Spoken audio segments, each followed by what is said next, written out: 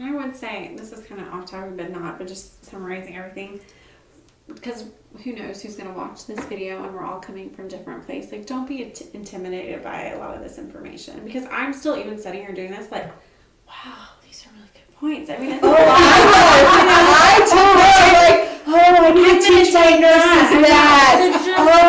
I never heard it that way. That's how it is. Like, you're going to grow, and it's going to keep coming. And so don't just, like, get intimidated starting out being like, it's a lot. So you might start off, and there's, like, certain great things you're going to start and you're going to implement, but it's just going to grow and evolve. And you're going to talk to people, and you're going to learn more. And it doesn't mean that you weren't doing good when you started. It's just you all have to start somewhere. So just, this is a lot of information. Well, there's a certain amount of knowledge you learn in the classroom. And believe me, from having done it for so many years, they are overwhelmed by the time they walk out. Yeah. They come in thinking, I've had people say, I want to come in because I want to learn how to talk to a victim. Well, no, you're going to learn a little more than that. And they're like, oh my God, you can see them at the end of the first day. It's like, what did I sign up for? But the end of the week. But so you get all this factual knowledge. But the thing that you have to go out and learn to develop on your own are critical thinking skills. And that's what so much of this is about, and which really is why the IAFN exam is so difficult, because it's not factual, it's critical thinking skills. And so that's the hardest part for me, is to get the nurses up and being able to do that. And I do that by questioning them and tell me what you think you want to do, which is somewhat intimidating because they think they're supposed to know the answer. I said, I don't care if you got the answer right, I want you to think it through. And so that's the hard part, and that's what you learn by doing this over a long period of time and seeing different types of cases. And the cases are very similar. You've seen us all nodding and going, oh yeah, we all have that. But that just comes with time and with experience. And the more cases you do, the more you gain that experience. But it takes a while to develop that. I would say any advice I can give is to do as many cases as you possibly can at the very beginning.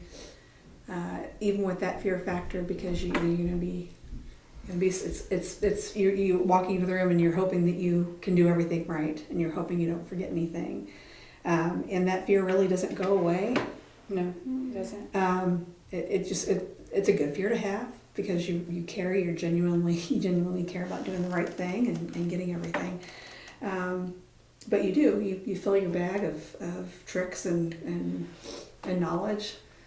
And every case you do will be better than the last one. Right, and that's what I tell the nurses when they're like, I don't know if I can do this. Because we don't really have a lot of mentors in our area. And they're all like, can I come work with you? And I'm like, well, no, we have a union. You won't. That's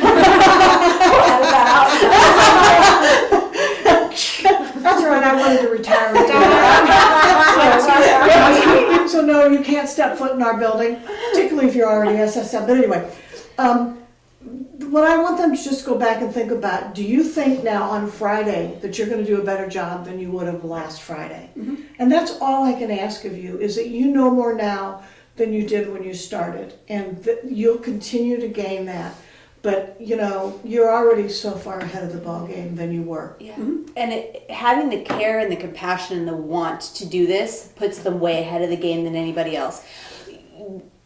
Everyone sitting around this table, like she said, is fearful every time you go into a room that you might mess up. And everyone at this table seeks out more education. And just sitting at this table, we've all learned something from one another. Mm-hmm. We've been doing this for, over 10 years each. And you learn. Well, nurse. Nurse.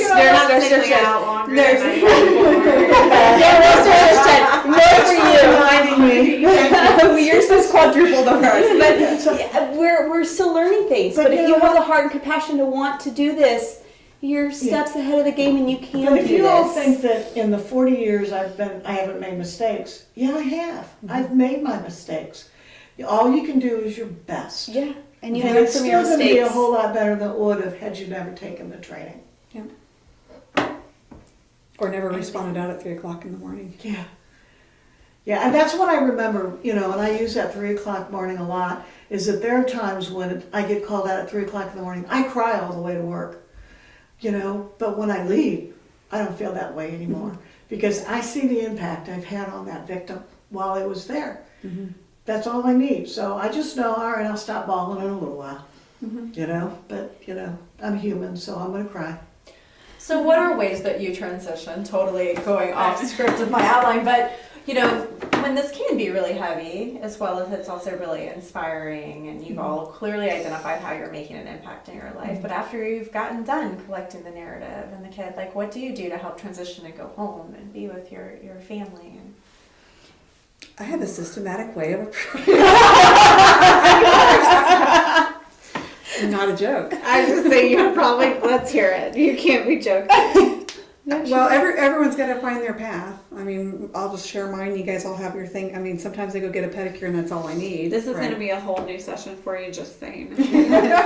So I do meditation. I find a comfortable spot. Maybe it's in my car where there's privacy, and maybe it's somewhere else. But I close my eyes, and as the images filter back into my mind of what I just took a picture of, or the words I can hear the voice of my patient saying whatever they said.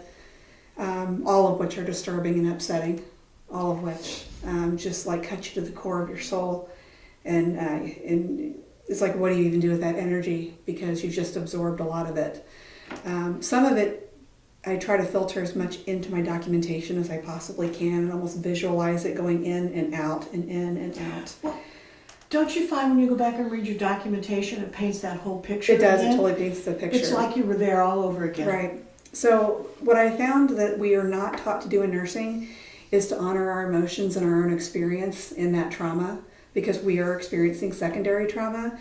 And so I literally take a moment, and I have to set a clock, 5 minutes or 10 minutes, and when that alarm goes off. But the point is, during that period of time, whatever photograph I took that's particularly disturbing, I stand in front of it in my mind and I acknowledge whatever emotions that I had in that moment of what it was like to take that picture and be there with that patient, and to know that that's what happened, and that there's a person out there in this world that did this. It's a lot. But being able to let those emotions come out and honoring them is the most powerful thing that I can do for myself. What I have found is it's kind of like letting air out of a balloon, and you know how if you pinch it, it's ugly, it's nasty. I don't usually want other people to see it. You set a timer to it, and when you're done letting the air escape and the emotion escape, you tie it off. We're not done, because you're going to have another wave of memory that comes back over you at the least opportune time. But I go and find my safe place. I let a little bit more air and emotion escape again, set it to a timer, and eventually that balloon is completely empty, correct? Mm-hmm. All right. And that does make me feel a whole lot better, but I found that that's not even enough, because it does become further and further and further apart that I'm having these memories come back of a particular case or a particular situation that's particularly disturbing. So what I do in my moment with my patient is, before I'm done with them and I discharge them to where, a safe place, is I pick one moment that I've had with them that I consider to be just absolutely precious. Yeah. And I let that be the residual memory in my heart, and I choose that memory to be there rather than any of these others. And that's what I'm going to hold on to. Yeah, those are the memories I remember. When a patient comes back, that's what I remember about them, was the good times, the good memories. And I have to reference my chart. Some cases are different. Some cases you it's there and you remember. But most of them, I recognize that name. I recognize that face. And I'll have to go to my chart and remember the story in which she told me. But I try to take away her face and her smile and her name and her family situation and the safe place that she's planning on going to, and who her support system is going to be when she leaves. Those are the things that I will remember, and I will have to go back and look up if you've done it well, if you've gotten those bad memories out, if you've done it well, that's what you remember is her name and her face, and you'll have to look up the rest of the details. And I think you can't bear all that burden per se on yourself. Like, I think you have to take it back. It's really easy for us as women. Obviously, men can be in this profession too, but women, and being nurses and then say nurses, of wanting just to do our absolute best, and we put so much on our shoulders, and it's this case begins and ends with me and all this, and it doesn't. I mean, we're still like, yeah, we want to do our absolute best, but we're still just one piece of that puzzle, and there's still a lot more to it. And so just not putting all of that pressure on yourself, just that pressure that you did your best, and you know you did your best, and so when you leave here, that's what you have to rest on. And you said, I don't think it matters how long you've done this. I think it's healthy when you have a little level of looking back and like, oh, okay, you could next time learn from this, but not like that didn't make it or break it. I still went into it like I wanted that patient to feel like they were getting the best care. I know I gave them that, and that's like all I can do. And so to try to not put so much on yourself can help. You know, I find after doing it all these years, I find that I actually feel better after I do a case. Me too. I actually become energized, and I go home, and I always laugh that I might get called in at 3 and I'm up for 5 hours, and then I can't sleep because I want to go home and I want to clean or do something. Because, yeah, I wish I had it more often, but I just feel better because I know that probably I've had some kind of an impact. And so I just, you know, that's my decompression, is that leaving feeling I've done, as you said, my very best, and that's really all I need. And, you know, be prepared for the next one. My down is more going in to do it as opposed to, you know, Yeah, after I'm that's done right. feeling better Yeah. because of that. There's no one normal, even for Right, being a even sexual for assault us. nurse and examiner. Yeah. And, you know, just knowing that, you know, that's what we're there for.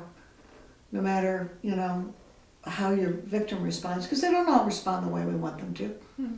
Some are more difficult than others. We They're know. not all gonna love you. There's gonna be Yeah. those that don't. Well, maybe But not that's you. okay. Everyone loves you, Jen. I think we've established that. So, you know, you've I've just been you've called done your names part. before. But I take heart in the fact she's probably not going to like anybody, so, you know, I'm okay. I think another thing is that in nursing we kind of measure our success based on measurable outcomes and people making healthy decisions and all this stuff, you know, and statistics going the right way and all that kind of stuff. That's not how you measure success here. No. Or whether or not a case goes to trial. I mean, can you imagine? Oh my gosh. Or even knowing yeah. what's happened to a patient. I have to let go of all of that and be at peace and be comfortable and be okay with what I've been able to provide in that 5 hours or 6, whatever, how much time. Be okay with what I've been able to do in that period of time and know I gave 100%. And as I said earlier, the outcome may not be good, but even if she doesn't like and doesn't want to do anything and she's crabby and coming off drugs or whatever the reason, at least I know that I gave her options. You know, okay, we can do a kit, but if you don't want to and you'd rather sleep and do whatever you want to do, that's totally your choice. But on the other hand, we're not going to get, you know, that. So, you know, you do what you do. It always boils down to it's their decision. It's And if 100% you remember their that, decision. you don't take responsibility. If they choose to walk out on you, they choose to walk out on you. My responsibility is to give them everything, all these options, and then they pick and choose, Absolutely. recognizing where our obligation ends and then honoring that decision, whatever it is.